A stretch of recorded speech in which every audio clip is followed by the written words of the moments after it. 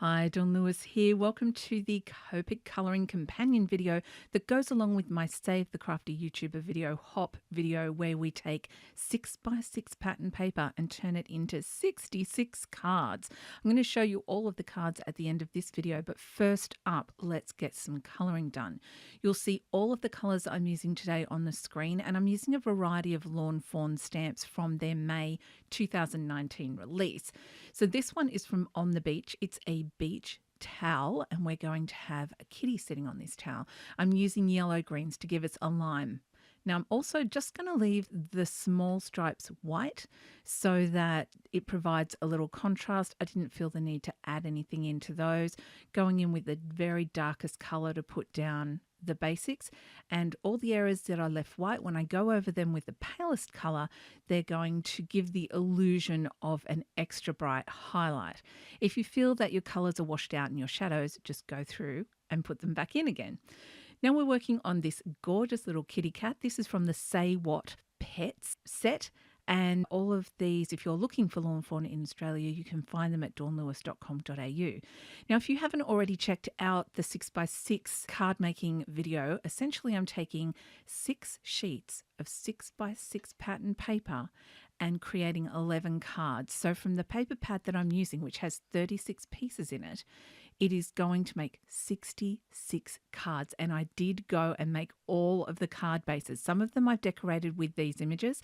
The others I've left blank because there are some new stamps I have coming in that I'm really excited to use on this nautical background. So we're moving on to this fantastic tropical drink, and I'm using some dark earth tones to get this coconut looking good. You got to remember, this is a curved surface, so you want your lines, don't go straight, you've got to follow the curve. So you can see how my edges there, I'm following the curve and not just going a straight line, because otherwise it takes away that illusion of the curve, and we've got the highlight happening right on the outermost part of the coconut. So I'm going to do both umbrellas at once just because they're such small areas. It just seems a little bit silly to just do one and then come back and do the other.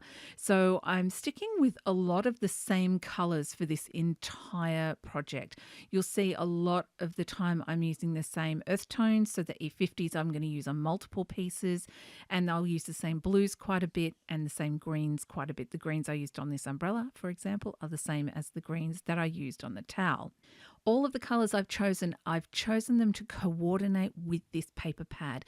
There's a lot of yellow, blue, navy, red, orange, green.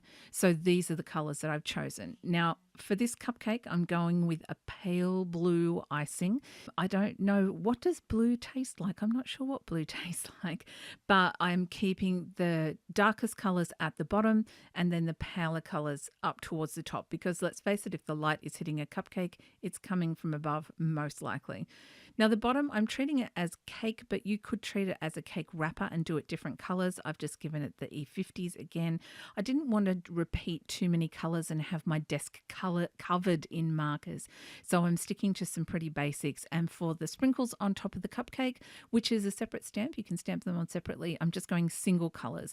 For the candle, I just wanted it to stand out a little bit against the pale blue of the cupcake. And you can see here, it fits really nicely and is a contrast. So now we're switching over to this teeny tiny teddy. This is from the Smooth Sailing stamp set. Very, very cute nautical stamp set. And I've done these little bears to go with the boat that we'll be colouring in a moment. Again, I'm using the E50s. And here is the sailing boat. This was actually really fun to colour, really simple to colour. I really like this. I think it would be fantastic with paper piecing as well. So you can actually stamp on pattern paper and then apply that over the stamped image. I think especially for the sails, that would be kind of cool. Or if you had canvas paper, that would give them a really, really cool look. You could also do a little texture stamping. So if you have a canvas style fabric with a small weave, you could apply a little zero colorless blender to that and press it over the sails, and it would give a textured look to the sails, which is pretty cool. If you are thinking you might like to have a go at doing some texturing, I have texture packs in the shop. I will link to those in the description box below. And it's a variety of little squares of fabric that you can apply your zero colorless blender to and then press onto your colored area. So with this, you'd color the sails, then you'd do the texturing, and then you'd color everything else, because you don't necessarily want to apply that canvas texture to the base of the boat or the flag or the mast. That's the word I was looking for. So I've applied colour pretty heavily to this. Even though I'm using the same colours, I wanted to give them different looks, and I really wanted the paleness of the bear to stand out. Again, I'm using the same colours on the anchor, so that we've got a rope anchor. And look, doesn't that look adorable on these gorgeous nautical coloured cards? Now we have a fantastic little goldfish in a bowl. This is from the Keep On Swimming stamp set by Lawn Fawn. Keeping the colouring to this relatively simple. Again, the light coming from above, which means it's the underside of the goldfish that is going to be darker. But of course, you could colour this any colour you like. There's a lot of oranges in the set that are in the paper pad that I'm using, and so I wanted to mimic that in the fish. And of course, well, how better to mimic orange than to do a goldfish? So for the goldfish bowl, I'm keeping it really very, very pale, and I'm doing a fairly solid colour around the outside, but I'm dotting it around the fish to give the illusion of bubbles and movement in the water and just, a little extra texture.